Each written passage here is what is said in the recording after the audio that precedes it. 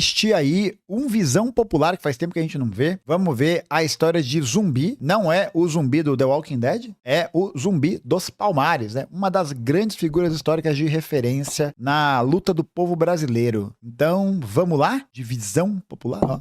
Visão Popular. Vou usar meu óculos aqui, ó. Vamos lá? De Visão Popular?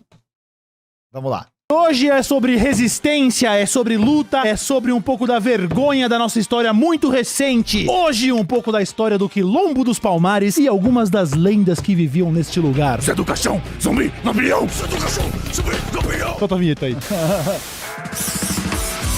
Brabo. Escravidão, o grande elefante na sala. Não vamos nunca nos esquecer desta mancha na história do mundo e principalmente do Brasil, que foi o último país a abolir a escravidão e que também foi o país que mais recebeu escravos da África no mundo. Importante você botar na sua cabeça agora que esta era uma escravidão mercantil, profundamente racista, baseada na dominação de uma raça. E você vai ter que se lembrar disso lá na frente, tá? Que nós vamos voltar nesse assunto de escravidão aí, que você tá ligado também, né, Bubu? Que tem um bagulho que os caras falam aí, tá? Os caras que leram o livrinho de reaça e ficaram com esses papinhos. Mas a gente tem que... Cala a boca! Agora você vai ouvir! A primeira lenda a ser citada, taca a string na lenda, Aqualtune, princesa congolesa que inclusive chegou a liderar exército. Ela chegou a liderar 10 mil homens numa batalha contra portugueses lá, tá ligado? Cara, só pra comentar uma parada muito louca, o processo de escravidão no Brasil foi um dos processos mais violentos e terríveis da história da humanidade. Tranquilamente, assim, né? Acho que todo o processo de escravização, né? Toda essa movimentação da mercantilização de pessoas, mas particularmente no Brasil você tem um tipo de organização pra poder fomentar isso que é bizarro, assim. E é muito louco também quando a gente não estuda, muitas vezes não acessa, né? Iniciativas de resistência por parte dessas populações. Então, tipo, você tinha vários escravizados que eram levados de Angola, Moçambique, da Guiné, da Costa do Ouro e tal, e que os traficantes de escravos colocavam essas pessoas de diferentes regiões, de diferentes lugares, diferentes etnias, no mesmo navio para que eles não conseguissem se comunicar. E aí tem um texto, não lembro qual que é o autor, se vocês procurarem vocês vão achar, mas o nome do texto é Malunga Ngoma-Vem. Vou escrever aqui no chat, que é realmente difícil. O nome do texto é esse aqui. Malunga Ngoma-Vem, que é um texto que ele vai abordar sobre como os escravizados criavam códigos de comunicação para poder lutar contra os escravizadores e eles não entendiam, porque vários dos traficantes de escravos falavam as línguas do Quimbundo, Umbundo, Kikongo e tal, que eram línguas locais. E aí, eles traziam vários escravizados de lugares diferentes para que eles não conseguissem se comunicar. E aí, os escravizados, né, conseguiram se organizar e formavam durante a viagem uma outra linguagem para conseguir estabelecer esse vínculo de comunicação. Esse artigo é muito bom, Malunga Ngoma-Vem. Eu lembro de ter lido ele na faculdade. É bem legal, viu? Vale muito a pena. Infelizmente, ao perder essa batalha, Aqualtune foi escravizada e enviada para o Brasil, para se tornar mercadoria. No caso, ela especificamente foi trazida como reprodutora. Olha que, mano, dá um nojo falar esses bagulho. Você vai lá para ter mais filhos, como se fosse um animal, tá ligado? Ao chegar na região do Alagoas, nós estamos falando da época das capitanias, né? Que o Brasil era tudo dividido assim, tá ligado? O arrombado do rei da época falou assim, divide as faixinhas e dá pros meus brothers. Corta o arrombado. O Brasil cria uma zebra e isso aqui é teu, isso aqui é teu, isso aqui é teu. A nobre Aqualtune do Congo foi chegar lá em Alagoas e imediatamente tentou fugir. Correu pra praia, foi capturada e enviada para a capitania de Pernambuco, salve Pernambuco. Na época, inclusive, outro território, né? Como eu disse, a faixinha, né? O bagulho era muito diferente. Na minha época, eu andava 350 quilômetros todo dia de manhã pra ir pra escola. A Aqualtune, que não era boba nem nada, que tinha conhecimentos de guerra, de estratégia e tudo mais, ela já começa a ouvir histórias dos tais quilombos. E o que é um quilombo, Cauezão? Eu te... Explico!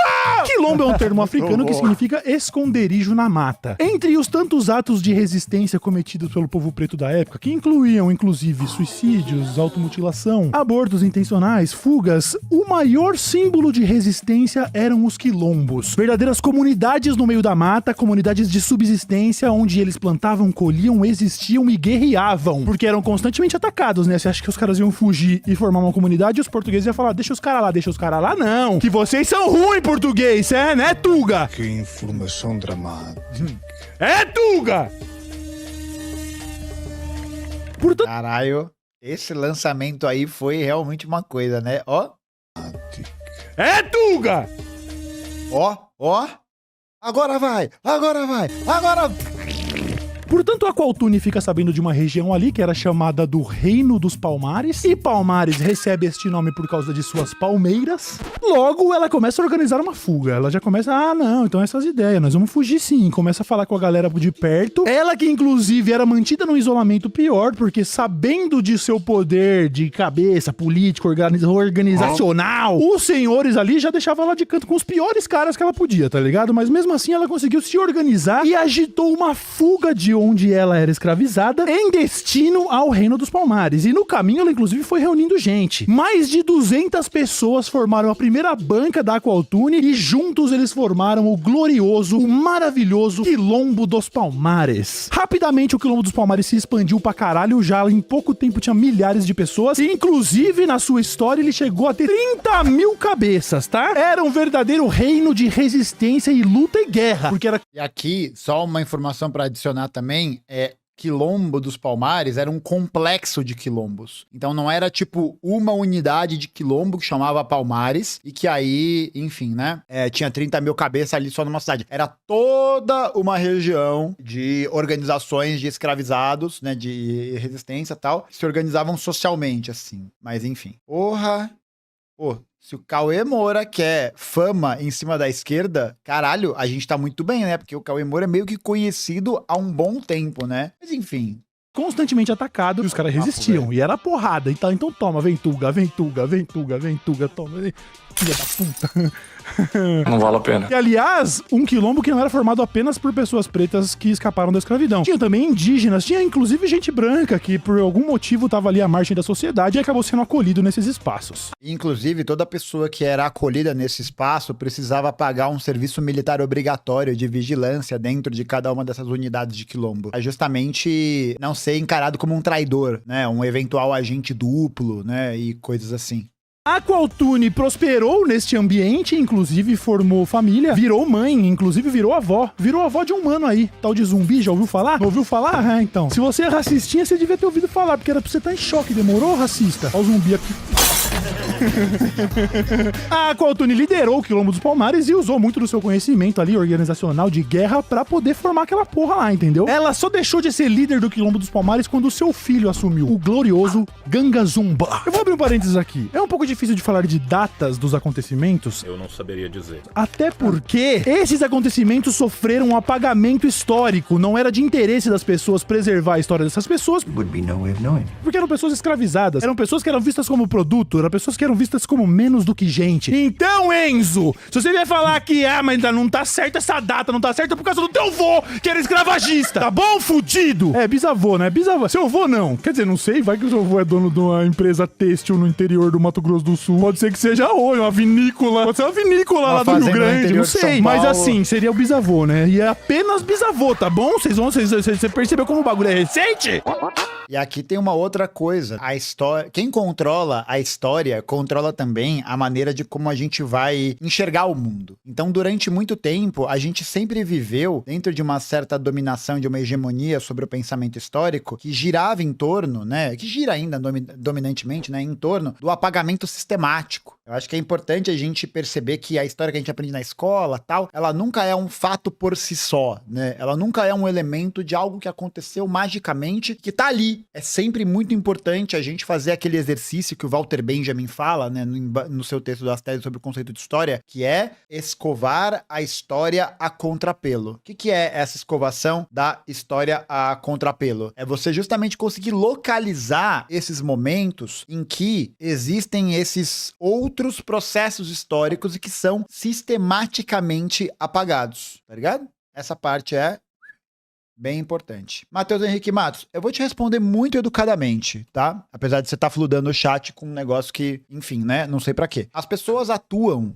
dentro das organizações políticas e dentro, nem só das organizações políticas, mas dentro de um cenário político diverso e variado. Eu acho que não cabe a gente, enquanto pessoa, fazer o juízo sobre o que qualquer pessoa está fazendo ou deixando de fazer. É claro que sempre é possível fazer mais e fazer mais coisas, mas existem várias frentes de trabalho possíveis e existem várias possibilidades de atuação política em diferentes espaços, tá? tá bom? Não é uma competição pra ver quem é o mais militudo, quem é o mais revolucionário, o mais comunista. Porque esse tipo de lógica, uma lógica individualista e uma lógica que mostra uma percepção encerrada em si mesmo nesse processo, é bem problemática. As pessoas fazem o que elas podem fazer, com e sem gorrinho do Miami Heat. Porque julgar alguém porque essa pessoa gostava de basquete ou gostava de futebol americano, gente, desculpa, esse argumento é o mesmo nível de argumento de é comunista e tem coisas. Esse é o mesmo nível argumentativo. Igualzinho. Não tem um traço de análise científica, não tem um traço de nada. É só qualquer coisa, tá? Então, abaixemos todas as nossas bolinhas, tá bom? Todas as nossas bolinhas, tá? Beleza? Tá bom? Ah, a pessoa era não sei o quê. Beleza, as pessoas mudam. Eu não fui comunista a vida inteira. Isso é algum tipo de juízo? Eu não fui comunista durante meus 30 anos de idade. Não fui, tá ligado? Processo, né? A gente vai entendendo e tal. Então, 30 anos, Cauê, o desgraça, não esse Cauê, o Cauê Goulart, o meu Cauê, da Estrela Vermelha, que falou que tem 43 anos. Porra, velho. Enfim, chega.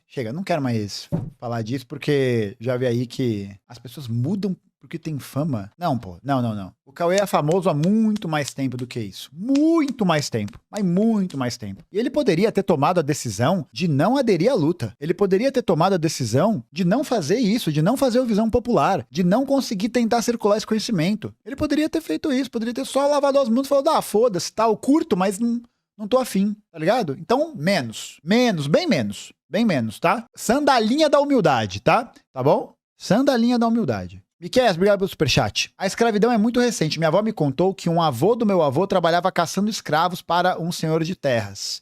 A gente tem até hoje, né, a continuidade não só metafórica ou não só simbólica da escravidão, mas na prática, né? Lembra da Salton? Lembra? Inclusive, o que aconteceu? Nada, né? Aconteceu porra nenhuma, né?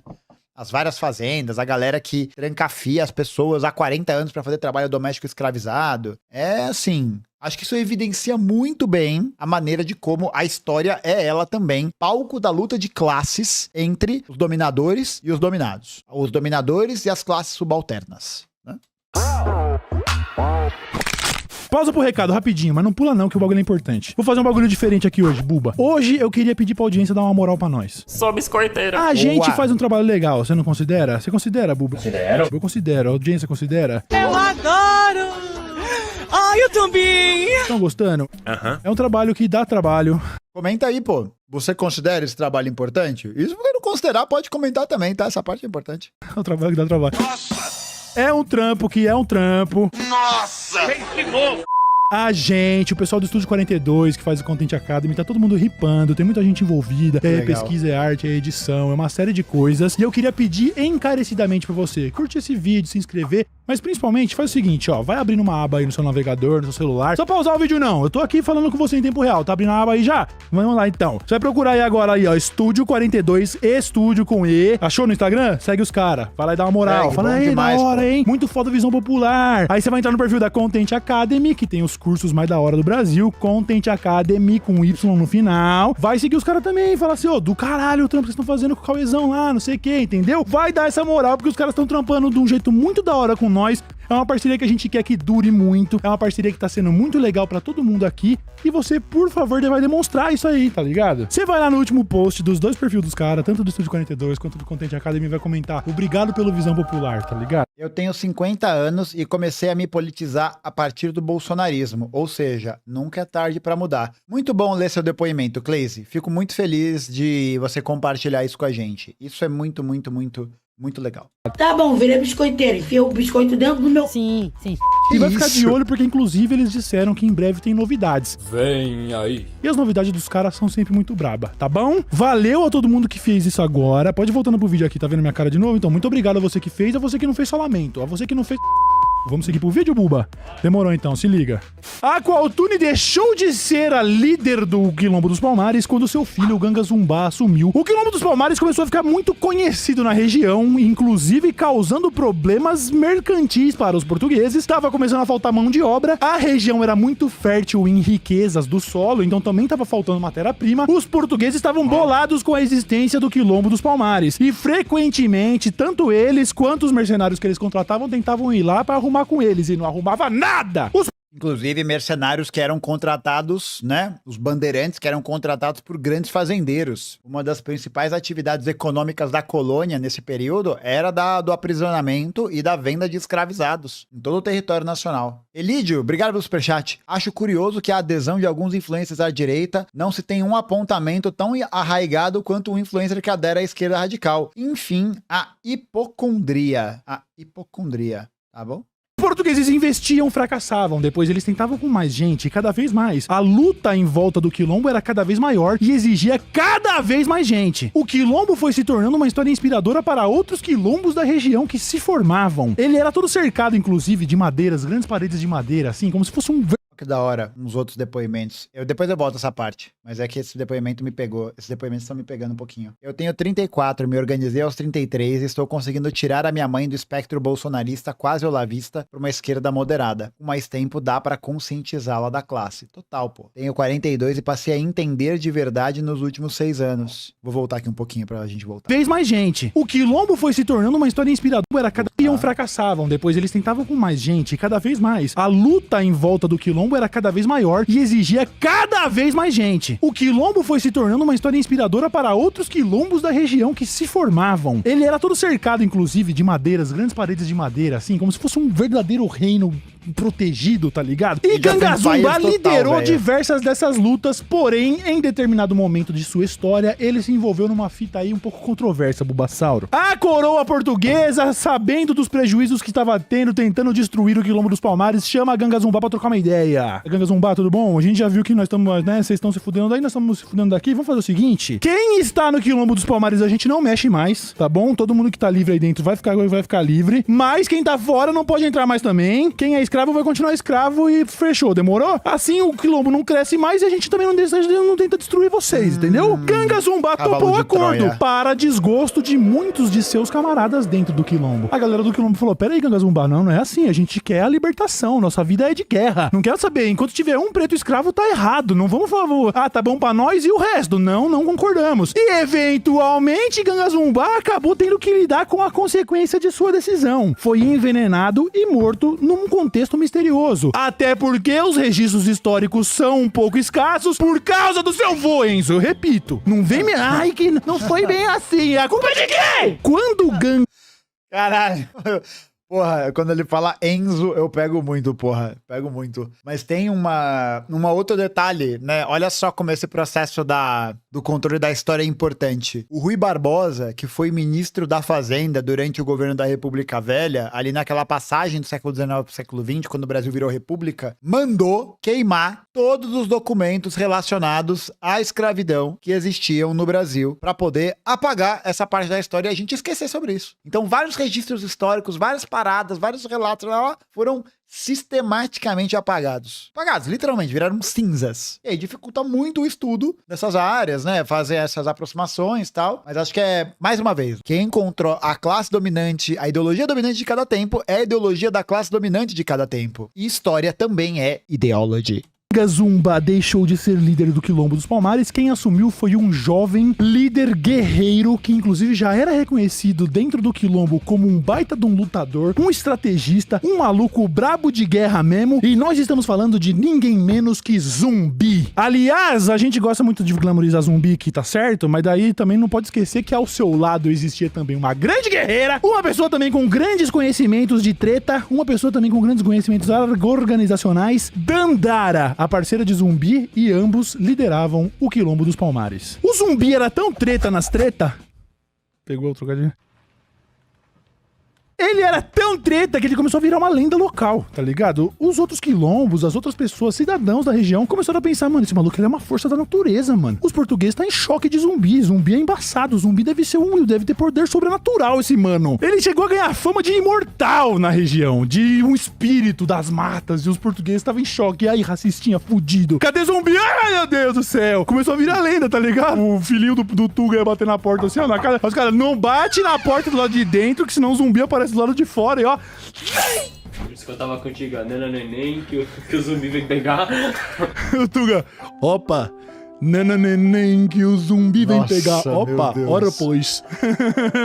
Volta pra casa, português. Lembram-se que no Brasil, em tudo que envolver portugueses na internet, vocês têm que comentar: devolva nosso ouro. Mas tem duas coisas que a gente precisa deixar bem claro aqui, Bulbasauro. Primeiro, a gente fica falando aqui da luta de zumbi, dos quilombolas, como se eles fossem as figuras violentas, como se eles não quisessem só existir. Como se os violentos de verdade não fossem os portugueses que estavam escravizando eles. Então, como diz o ditado, todo escravo que mata o seu senhor...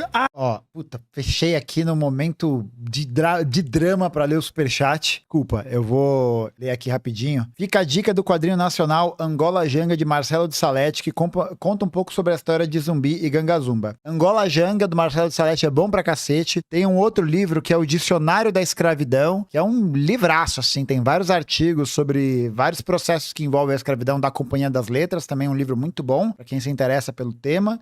Já falei do artigo Malunga em Goma Vem, também bom pra cacete. E tem um outro, mas esse é muito difícil de achar, eu tenho, porque eu, na cagada, achei esse livro num sebo, que é um livro do Edson Carneiro, sobre Palmares, também bem bom, bem bom. Tem um filme chamado Quilombo, de 1984, vale muito a pena assistir também. Agem legítima defesa. Ó, Como vamos diz lá. o ditado, Ó, ditado dito por ninguém mais, ninguém menos que Luiz Gama. todo escravo que mata o seu senhor age em legítima defesa. Chega a arrepiar! Chills. Literal chills. Eles eram conhecidos como símbolos de resistência. Nunca se esqueça disso, tá? A pessoa que quiser falar que o zumbi era violento, você já pergunta, ih, mano, como que é o nome do teu vô? O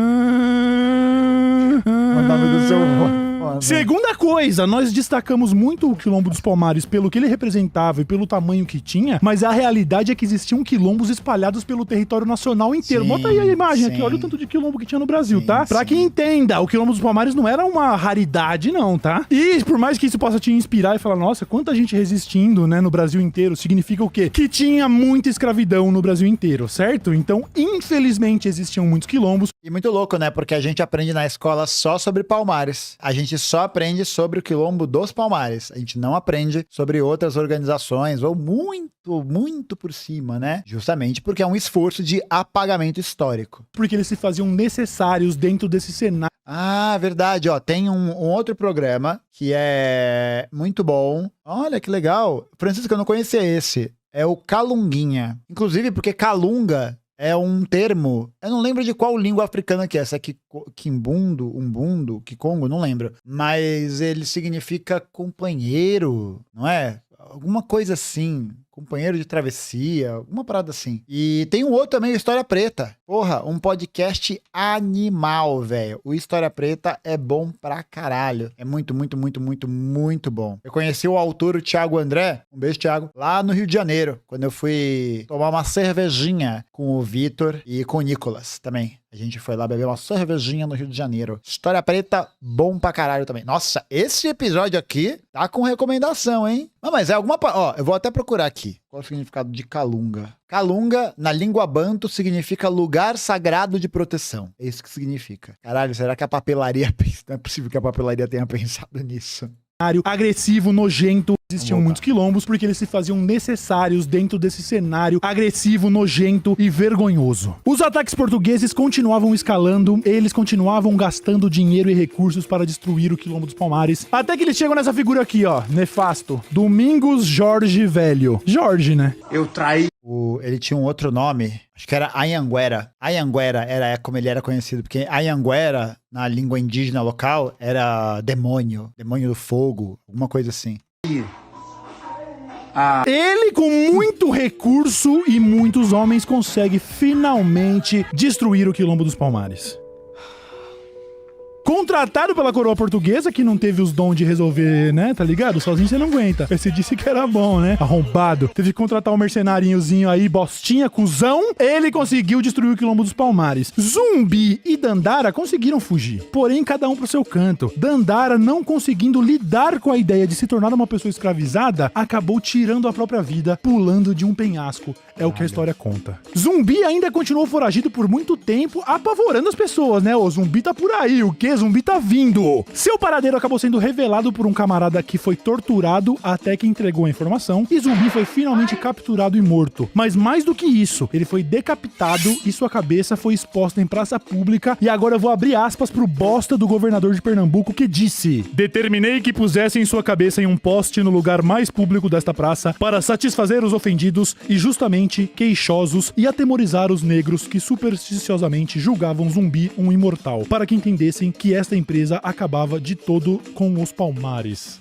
Essa empresa, esse empreendimento. Doideira, né? Cara, não é à toa que, mais uma vez, né, o papo sobre história oficial, a gente vê estátua de Bandeirante, Borba Gato, Raposo Tavares, Estrada e o caralho, em todos os lugares. Em todos os lugares. Por quê? De novo, há um esforço sistemático em garantir que um tipo de história específico seja passada para frente. E é a história dos vencedores da exploração, da opressão e tudo isso. Por quê? Porque aí você cria um tipo de narrativa que vai todo mundo absorver, que vai todo mundo ouvir e tal, e você controla a história, tá ligado? Fecha aspas pro arrombado. Sabe qual é que é a fita, ô do governador de Pernambuco, finado, fudido? Você tá ligado que a gente só cita seu nome quando tá citando a história de Zumbi, tá, né? Você tá ligado, né? Então, para todos os efeitos, ele é de fato imortal. E você é um bosta, você é uma mancha na história. Seu merda! A data da morte de Zumbi veio a ser considerada no Brasil a data da celebração da consciência negra. Afinal, ele é uma das figuras que mais representa essa luta por sobrevivência, dignidade, por existência. Agora tem um bagulho aí, Buba, que a galera gosta de falar muito, que eu acho que é legal esclarecer também, que eu pedi pra você prestar bem atenção lá no começo da história, porque a escravidão no Brasil era uma escravidão mercantil profundamente racista, que tratava o preto como um produto, como um sub-humano, e aí a gente chega nesse ponto que tem reaçazinho fudido pelo Brasil e pelo mundo, dizendo, mas o Zumbi também tinha escravo. O livro tem informações aqui que eu achei muito interessante. Zumbi tinha escravos. Me chamaram de racista até. Tadinho. Tadinha, que barra. Perfeito. Eu acho que o Fora que esse Leandro Narlock também é uma porta, né? Nossa senhora, o cara, porra, tem o intelecto de um pepino japonês depois de ser preparado. Ele fica menorzinho, né? Nossa senhora, uma eloquência, uma elaboração. Ele tem, inclusive, eu fiz um vídeo há muito tempo atrás, eu não lembro em que plataforma, não lembro, mas eu acabei de lembrar disso. O Leandro Narlock fala que quando ele foi escrever o Guia Politicamente Incorreto da História do Brasil, ele não foi conferir todas as fontes. Não deu tempo dele ler todas. Mas publicou o livro, né? Tá muito fácil ganhar dinheiro nessa porra. O Brasil precisa ser confrontado com a verdade, né? É o trabalho que você faz.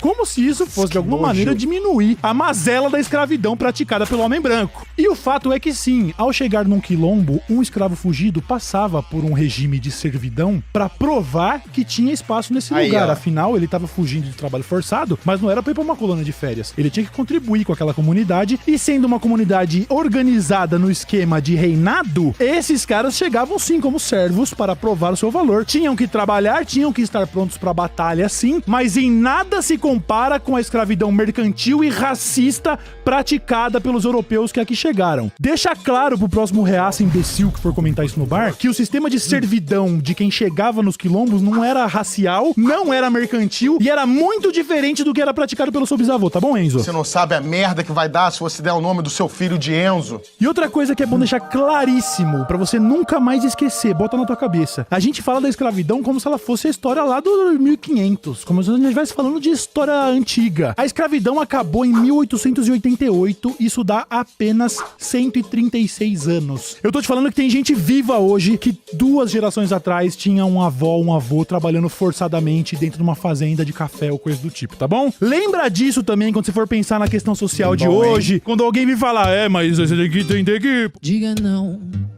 ao racismo. Pô, negros cometem mais crime. Diga não ao preconceito. Eles são mais violentos. Diga não. Quem que é? Bia Ferreira, diga não.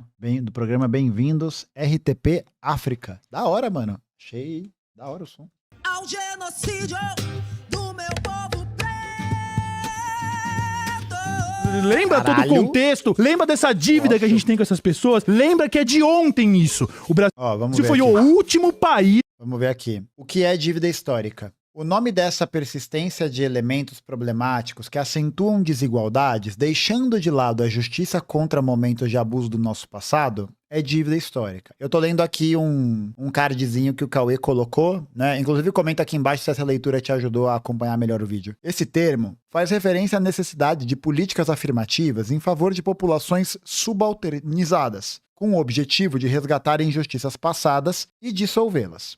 A questão da dívida histórica é que tragédias passadas deixaram marcas problemáticas até hoje, e o foco da resolução está no presente, e não no passado. No caso da escravidão, os problemas causados pelo passado são de natureza socioeconômicas graves. Como afirma a historiadora Yamara da Silva Viana, da PUC-Rio, em entrevista ao Globo, negar que existe uma dívida histórica com a escravidão é simplesmente querer apagar a história, esquecer ou fingir que não existiu um passado que nos liga a uma escravização por 400 anos, e ainda é presente na sociedade atual de diferentes maneiras. A dívida que a gente tem com essas pessoas, lembra que é de ontem isso. O Brasil foi o último país a abolir a escravidão e só fez isso porque tava feio. E pior, né? Além de ser recente, com o fim da escravidão, você acha o quê? Que a galera falou, desculpa, toma aqui suas terras de volta? Desculpa, toma aqui um emprego, uma faculdade? Não. As cotas raciais são uma prática racista. É tipo, tá bom, você não é mais um produto.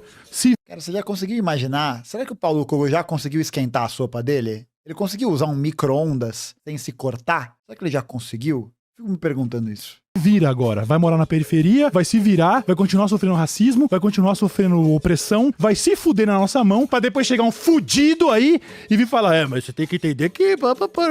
O português nem pisava na África, eram os próprios negros que entregavam os escravos. O racismo não é, né? Vai fazer o quê? Os caras são... Cala a tua boca, Enzo! Um argumento racista que tenta negar a responsabilidade de todos os brasileiros não afrodescendentes hoje sobre o legado da escravidão. Tá muito clara ainda hoje na sociedade as mazelas da escravidão, tá? É muito recente e a gente vê todos os dias a situação. Então é muito bom que pelo menos a gente conheça a vergonhosa história do Brasil nesse aspecto. E aqui, ó, não é... Ó, já começou. Eu não tenho dívida nenhuma com o que aconteceu há 300 anos. Não é o CPF que tá endividado não, meu jovem. Não é você que tá endividado não. Não é você, ninguém vai te mandar um boleto na tua casa. Isso não vai acontecer não, caralho. Presta atenção. A dívida é um processo conjuntural, ela é histórico, ela é coletiva. A grande questão é essa. Existe um processo histórico de longa duração que impacta atualmente, que é a escravidão. A escravidão impacta diretamente a forma de como as pessoas pretas existem no Brasil. Impacta no recorte socioeconômico, no acesso ao serviço público, na dignidade, na autoestima, em tudo. Tudo. E a gente precisa ser favorável a essas políticas afirmativas justamente para a gente poder sanar essa dívida histórica enquanto um processo, tá ligado? Porque houve um aprofundamento dessas desigualdades e dessas violências ao longo de tanto tempo. E a gente tem que ser favorável a isso. Tem que ser favorável a essas políticas afirmativas, tá ligado? Ah, mas não vai me fazer bem pessoalmente. Bom, nem todo dia você pode ficar feliz, né? Nem todo dia é o seu dia. Às vezes não é seu dia. Só assistindo, muita gente chora enquanto você tá rindo. Pra nunca mais se esquecer e botar na cabeça tudo isso aí que eu falei. Muito obrigado pela sua audiência, pela sua paciência, por ser essa pessoa maravilhosa. E tchau. Viva Zumbi. Bom demais. Muito bom, hein? Só de novo. Vou falar isso sobre é um conteúdo vai, ela sabia bom pra caralho, velho. Sabendo? A Cotuno tinha fugido grávida já. Agradecimento a todos os quilombolas que continuam resistindo. Muito foda, hein? Muito foda. Muito foda. Muito bom o vídeo. Ah, não precisa falar isso. Peraí, eu não vou sair de Acoltune ainda. Falar que ela liderou o Quilombo dos Palmares, que tinha escravizão. Merda. Escravizão. Dandara. De novo. Ponto de corte. Aí, ó. Ponto de corte.